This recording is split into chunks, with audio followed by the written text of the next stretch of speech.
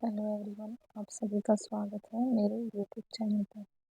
आज मैं आप लोगों के लिए लेके आई हूँ कि योग में हम किस प्रकार से अनेक पद्धतियों के द्वारा योग कर सकते हैं, उनकी क्या क्या प्रभाव पड़ता है योग का हमारे जीवन में। योग की बहुत ही योग के तरीके हैं करने के लिए, तो उनमें से आज एक पद्धति मैं आपको बता रही हूँ, वो है राजयोग यानी कि अष्टांग योग। तो उस तरह के बारे में हम जानकारी देखेंगे, पढ़ेंगे, सुनेंगे। तो उससे पहले मेरे यूट्यूब चैनल को लाइक करें, शेयर करें और सब्सक्राइब करना ना भूलें, ताकि नई वीडियो आपको सबसे पहले पहुंच सके। तो चलिए आइए शुरू करते हैं। आज हम जानेंगे कि राजयोग क्या होता है और उसमें अष्टांग योग, राजयोग को अष्टांग योग भी कहा जाता है। तो चलिए आइए शुरू करते हैं। योग की विभिन्न पंक्तियाँ। राजयोग को ही क्या कहते हैं? अष्टांग योग कहा जाता है। आगे हम और भी जानेंगे कि ज्ञान योग, भक्ति योग के बारे में, किस प्रकार से हठ योग किस प्रकार से किया जाता है और क्या वो हमारे जीवन में प्रभाव डालते हैं। वर्तमान समय में अनेकों पद्धतियाँ प्रचलित हैं। सभी पद्धतियों के मूल में एक ही भाव मिलता है कि आत्म कल्याण पर परम लक्ष्य को प्राप्त करना। इस संसार में सभी रुचि एक जैसी नहीं होती, यानी कि सबकी रुचि एक पद्धति में नहीं होती। कोई राजयोग करता है, कोई हठ योग, भक्ति योग, यानी कि सब योग के द्वारा अपने इष्ट देव की आराधना करते हैं या मोक्ष की प्राप्ति का लक्ष्य रखते हैं। अतः जो व्यक्ति या साधक जिस साधना पद्धति को सरलता से ग्रहण कर सके वही उसी को अपनाना उचित होगा। यह विचार योग की विभिन्न पद्धतियों के मूल निहित प्रतीत होता है। जिस प्रकार समुद्र में सारी नदियाँ मिलकर एक हो जाती हैं, इसी प्रकार ज्ञान, कर्म, भक्ति, राजयोग इत्यादि नदियाँ उस परम ब्रह्म में एकाग्र हो जाते हैं। यानी कि जो है हमारे ज्ञान योग है, कर्म योग है, भक्ति योग है, राजयोग है। राजयोग को अष्टांग योग भी कहा जाता है। ये सब क्या है? एक प्रकार की नदियाँ हैं और जो समुद्र हमारा क्या है? भगवान परमपिता परमेश्वर, उसमें सब जाके मिल जाते हैं। उस परम ब्रह्म में एकाग्र होने का नाम ही योग है। यानी कि ब्रह्मा में हम सब अपनी भक्ति के द्वारा उसमें मिल जाते हैं और आत्मा और परमात्मा का मिलन हो जाता है। उसी प्रकार मोक्ष की प्राप्ति का लक्ष्य सिद्ध हो जाता है। यह साधक की इच्छा है कि वह अपनी रुचि के अनुसार कौन सा मार्ग चुनता है। वह साधक भले ही कोई भी मार्ग चुने, उसकी साधना का अंतिम लक्ष्य या क्या होता है? उसका समाधि ही होता है। यानी कि उसका अंतिम लक्ष्य क्या प्राप्त करना होता है? समाधि प्राप्त करना होता है। राजयोग, अष्टांग योग क्या है? अष्टांग योग महर्षि पतंजलि द्वारा रचित एक प्रयोगात्मक सिद्धांत पर आधारित योग है, जिसके द्वारा मनुष्य मोक्ष की प्राप्ति कर सकता है। महर्षि पतंजलि से पूर्व योग का वर्णन विभिन्न ग्रंथों में है, परंतु इसका स्वरूप बिखरा हुआ था कि कहीं कहीं बहुत कुछ ही उसमें योग में लगा लो या ग्रंथों में बहुत कम ही उपनिषदों में उसकी व्याख्या की गई थी। यानी कि कहीं ने कुछ प्राणायाम के बारे में दे दिया, आसनों के बारे में दे दिया, प्रत्याहार, ध्यान, समाधि, यानी कि कुछ कुछ पॉइंट अलग अलग ग्रंथों में दिए गए थे। यानी कि जो हमारा ज्ञान था योग के प्रति वो क्या था? बिखरा हुआ था। तो महर्षि पतंजलि ने क्या किया? उस बिखरे हुए ज्ञान को इकट्ठा किया, परंतु इसका स्वरूप बिखरा हुआ था। बिखरे हुए योग को ज्ञान के सूत्र में रखने का कार्य किसने किया? महर्षि पतंजलि द्वारा हुआ है। महर्षि पतंजलि ने अपने योग सूत्र नामक ग्रंथ में 3 प्रकार की योग साधनाओं का वर्णन किया है। महर्षि पतंजलि ने क्या लिखा? योग सूत्र। योग सूत्र में सभी प्राणायामों का उल्लेख मिलता है। नेक्स्ट हम जानेंगे प्रथम साधना उत्तम कोटि के साधकों के लिए होती है। पतंजलि ने क्या कहा कि 3 प्रकार की योग साधनाएं होती हैं। तो चलिए ये जानते हैं। प्रथम साधना उत्तम कोटि की बताई गई है कि साधकों के लिए है जिन्हें केवल अभ्यास या वैराग्य के माध्यम से ही समाधि की अवस्था प्राप्त हो जा सकती है। यानी कि जो उच्च कोटि के जो साधक होते हैं, जो ऋषि मुनि होते हैं, जो बचपन में ही घर त्याग करके योग की मार्ग पर चल पड़ते हैं और वैराग्य धारण कर लेते हैं, वो बताई गई है। उसको क्या कहा जाता है? उच्च कोटि के साधक कहा जाता है।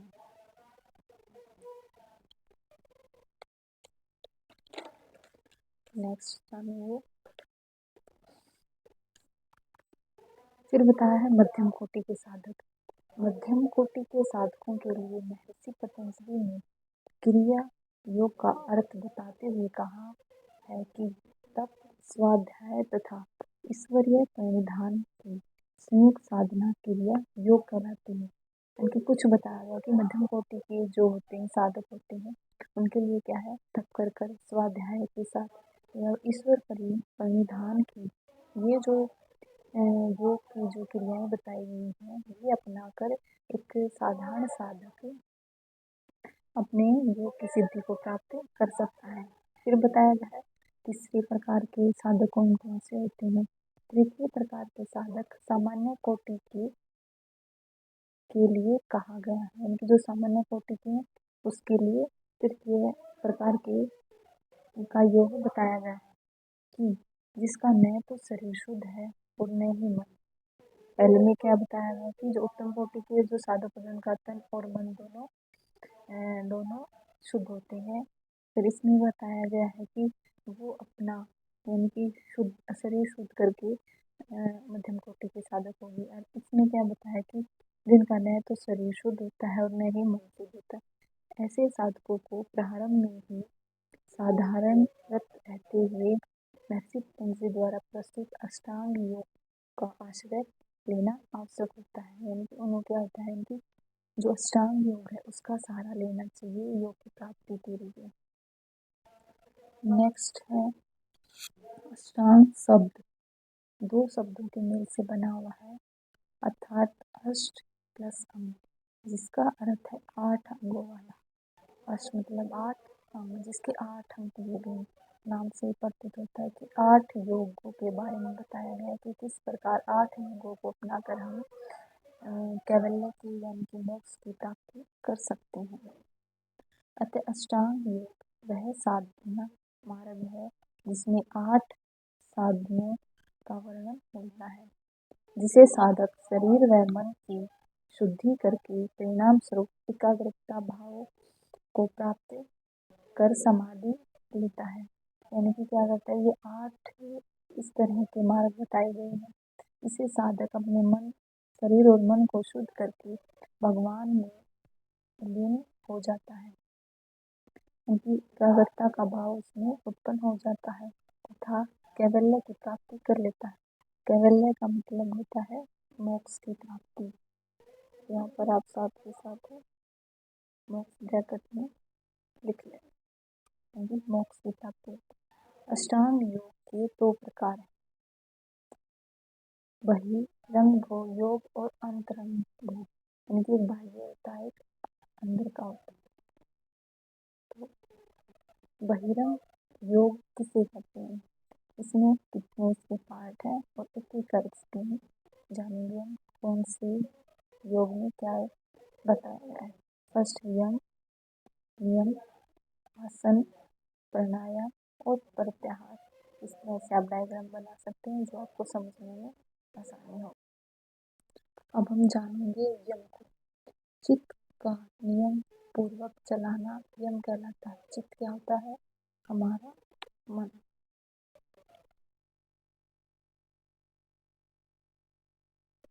मन को नियम पूर्वक चलाना यम कहलाता है। यम शरीर और इंद्रियों में वैराग्य की स्थिति है। यहाँ 5 प्रकार के यमों का वर्णन मिलता है। कितने प्रकार के बताए गए हैं? 5 प्रकार के यम बताए गए हैं। यानी कि यम का सीधा सीधा मतलब क्या होता है कि जब हम अपने मन पर पूरा नियंत्रण पा लेते हैं और अपनी इंद्रियों पर, अपने शरीर पर, और एक वैराग्य की स्थिति अपने शरीर में उत्पन्न कर लेते हैं और उस प्रकार से हम योग के मार्ग पर चलना शुरू कर देते हैं, जिससे धीरे धीरे हमें मोक्ष की प्राप्ति हो जाती है। 5 यमों का वर्णन किया गया। फर्स्ट है अहिंसा, सत्य, अस्तेय, ब्रह्मचर्य और अप्रिय। ये 5 यम हैं। इन्हें सार्वभौम महाव्रत कहा जाता है। इन 5 को क्या कहा जाता है? इन्हें महाव्रत भी कहा जाता है। ये महाव्रत तब बनते हैं जब इन्हें जाति, देश, काल तथा समय की सीमा में न बांधा जाए। यानी कि जब हम इसमें ये नहीं कि भारत में करना चाहिए, विदेश में, किसी भी देश में जाति के धर्म, जाति आदि के नाम पर इसे नहीं बांधना चाहिए। समय के अनुसार और किसी भी सीमा में इसको हमें नहीं बांधना चाहिए, तभी ये महाव्रत कहलाते हैं। तो फर्स्ट है अहिंसा। अहिंसा का अर्थ होता है सदा और सर्वदा किसी प्राणी को कष्ट न देना। यानी कि कभी भी और कहीं भी किसी भी स्थान पर हमें किसी भी प्राणी को, जीव जंतु को कष्ट न देना। मन, वचन और कर्म से भी किसी को हानि नहीं पहुंचाना। यानी कि ये नहीं कि हम योग तो कर रहे हैं और किसी भी प्राणी को कष्ट दे रहे हैं, वो पूर्ण रूप से योग नहीं माना जाएगा। सभी प्राणियों के प्रति हर प्रकार से विद्रोह का भाव त्याग देना। कोई भी जीव जंतु है, प्राणी है, उसके प्रति हमें विद्रोह की भावना नहीं रखनी चाहिए। नेक्स्ट है सत्य। सत्य का अर्थ है मन, वचन और कर्म से एकरूपता होना। मनुस्मृति में कहा गया है कि सत्य, मित एवं हितभाषी हो। यानी कि मनुष्य कर्म से सत्य, हित और हितकारी होना चाहिए। अर्थात सत्य बोले परंतु प्रिय शब्दों में बोले, अप्रिय शब्दों में न बोले, कि कटु वचनों से किसी को हानि न पहुंचाए। सत्य की जीत होती है, असत्य की नहीं। नेक्स्ट है अस्तेय। अस्तेय का अर्थ होता है चोरी न करना, दूसरों की वस्तु पर बिना पूछे अधिकार करना या दूसरों को ग्रहण करना, दूसरों की वस्तु को ग्रहण करना अस्तेय यानी कि चोरी कहलाता है। दूसरों की वस्तु को प्राप्त करने की मन में लालसा भी चोरी है।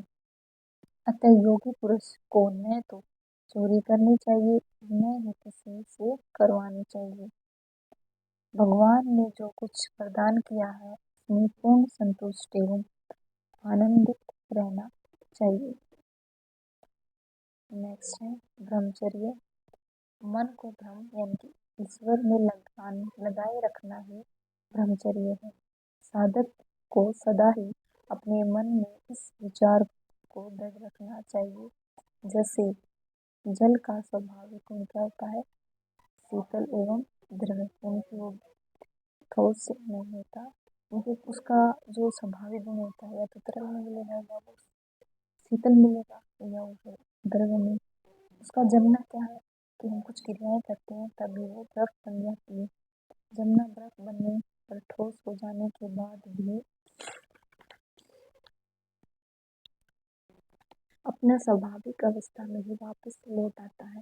यानी कि हम उसको बर्फ बना देंगे तो थोड़ी ही देर में क्या है, पिघलना शुरू हो जाएगी और अपना स्वाभाविक वास्तविक स्वरूप में आ जाता है। तो इसी प्रकार मनुष्य का मन भी ब्रह्मचर्य की तरह होना चाहिए। यानी कि बाहरी उसकी जो ज्ञानेंद्रियां होती हैं बाहरी क्रियाओं में न जाकर अपने अंतर मन में, यानी कि पूरी तरह से अंतर्मुखी होकर हमें योग की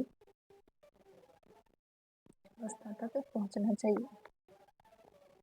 नेक्स्ट रहेगा अपरिग्रह। परिग्रह का अर्थ चारों ओर से इकट्ठा करने का प्रयत्न करना। परिग्रह का मतलब होता है चारों ओर से इकट्ठा करना।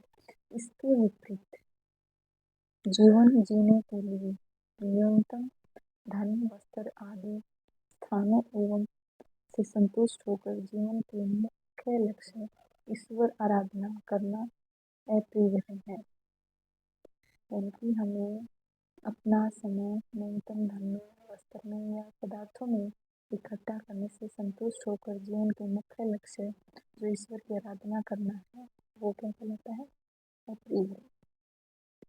जीवन में जो कुछ भी धन, वैभव, भूमि, भवन आदि प्राप्त हो उनका कभी अहंकार नहीं करना चाहिए तथा भौतिक सुख तथा बाह्य सुख के साधनों की इच्छा भी साधक को नहीं करनी चाहिए। के ऐसे ग्रह के स्थिर होने से जन्म जन्मांतर का ज्ञान प्राप्त हो जाता है। नेक्स्ट हम वीडियो में जानेंगे नियम और आसन, प्राणायाम, प्रत्याहार, समाधि और के बारे में। लास्ट में निष्कर्ष रहेगा कि योग का अष्टांगिक गैराज योग को किस प्रकार से पूर्ण रूप से इसका निष्कर्ष निकलता है, किस प्रकार से समाधि का रूप धारण एक साधक कर सकता है। तो तब तक मेरे YouTube चैनल को लाइक करें, ज़्यादा से ज़्यादा शेयर करें और सब्सक्राइब करें ताकि सभी को इस तरह से योग की क्रियाओं के बारे में पता लग सके। धन्यवाद। फिर मिलते हैं नेक्स्ट वीडियो में।